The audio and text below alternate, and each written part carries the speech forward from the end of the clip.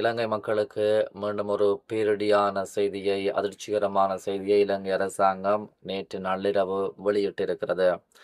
அதாவது நேற்று நள்ளிரவிலிருந்து இலங்கையில் எரிபொருளின் விலை அதிகரிக்கப்பட்டிருக்கிறது. இந்த எரிபொருள் விலை அதிகரிப்பால் இலங்கையில் அத்தியாவசிய பொருட்களின் விலைகள் சடுதியாக அதிகரிக்கப்படுவதற்கான வாய்ப்புகளும் காணப்படுகிறது.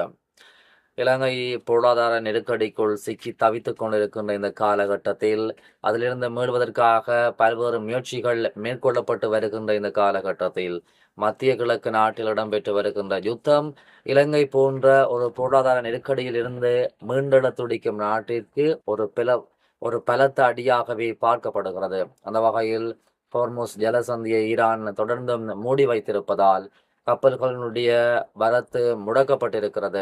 இதனால் இலங்கை போன்ற பல நாடுகளுக்கு எரிபொருள் விநியோகம் தடைப்பட்டிருக்கிறது. மத்திய கிழக்கு நாட்டில் நீடிக்கின்ற யுத்தம் காரணமாக எரிபொருளின் விலை சடுதியாக அதிகரித்து வருகிறது. உலக சந்தையிலும் கச்சா எண்ணெயின் விலை அதிகரித்து கொண்டிருக்கிறது.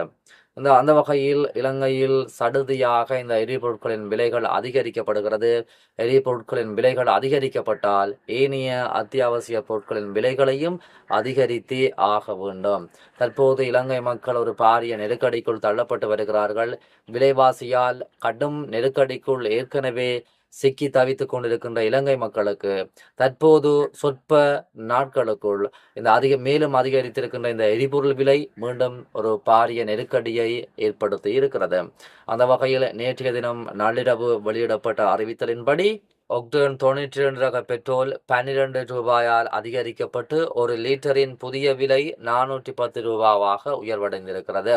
அதே போன்று ஒக்டேன் 95 ரக பெட்ரோல் 15 ரூபாயால் அதிகரிக்கப்பட்டு ஒரு லிட்டரின் புதிய விலை 470 ரூபாவாக உயர்வடைந்திருக்கிறது. ஓட்டோ டீசல் 10 ரூபாயால் அதிகரிக்கப்பட்டு ஒரு லிட்டரின் புதிய விலையாக 392 ரூபாவாக உயர்வடைந்திருக்கிறது.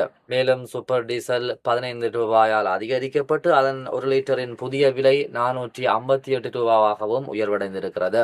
அதே போன்று மண்ணெண்ணெய் 10 ரூபாயினாலும் அதிகரிக்கப்பட்டிருப்பதாக நள்ளிரவு செய்தி அரசாங்கம் அறிவித்தல் விடுத்திருக்கிறது. பல்வேறு அத்தியாவசிய பொருட்களின் விலைவாசியை சடுதியாக அதிகரிக்க காரணமாக போகிறது. இதனால் இந்த அடித்தட்டு மக்கள் இலங்கையில் தற்போதும் பொருளாதார நெருக்கடியில் சிக்கி தவித்துக் கொண்டிருக்கின்ற மக்களுக்கு இந்த விலையேற்றம் மீண்டும் நெருக்கடியை தள்ளப்போகிறது. மத்திய கிழக்கு யுத்தம் எப்போது முடிவடையும், இந்த சடுதியாக அதிகரித்திருக்கின்ற இந்த விலைவாசிகள் எப்போது குறையும் என்று மக்கள் எதிர்பார்ப்புடன் இருக்கிறார்கள். ஆனால் இந்த வல்லரசுகளுக்கு இடையிலேயே அதிகாரப்போர் இடம்பெற்று வருவதால் இந்த யுத்தம் முடிவடைவதற்கான சாத்தியக்கூறுகள் இல்லை. மீண்டும் இந்த யுத்தம் தொடங்கப்படுவதற்கான சாத்தியக்கூறுகள் இருப்பதாக மத்திய கிழக்கு நாட்டில் இருந்து வரும் தகவல்கள் தெரிவிக்கின்றன. அவ்வாறு மத்திய கிழக்கு நாட்டில், அதாவது ஈரான், இஸ்ரேல், அமெரிக்காவுக்கு இடையிலான தற்போது நிறுத்தி வைக்கப்பட்டிருக்கின்ற யுத்தம் மீண்டும் ஆரம்பிக்கப்பட்டால் இதைவிட பல மடங்கு விலைவாசி அதிகரிக்கும். இலங்கை போன்ற அடித்தட்டு மக்கள் கடுமையாக பாதிப்படைய இருக்கிறார்கள்.